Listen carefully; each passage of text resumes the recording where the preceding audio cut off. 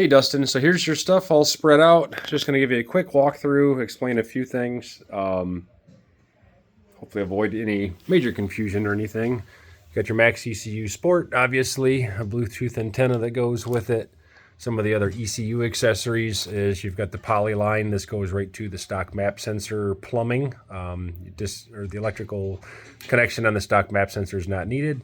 But you plumb that to the front of the front port there. You got a USB cable.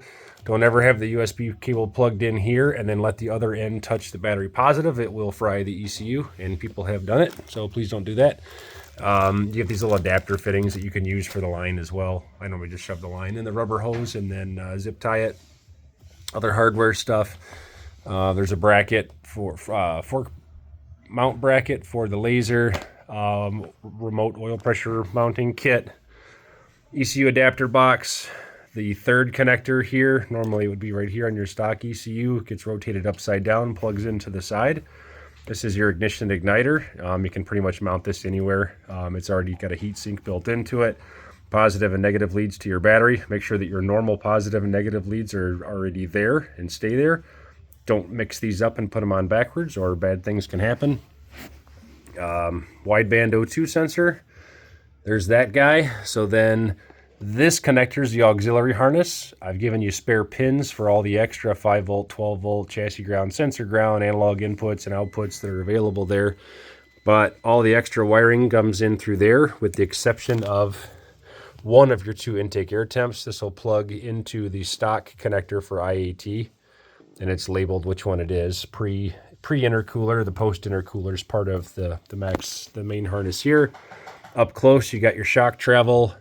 We've got a flex fuel air shifter, which I just realized I haven't given you a mating connector and pins for. I'm going to do that right when I'm done.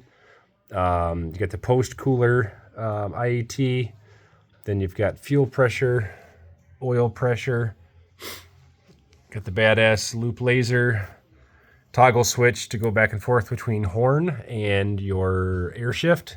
This will just plug in line to the left handlebar controller, which is over the right ram air tube. So plug in line, and then you got your toggle to go back and forth.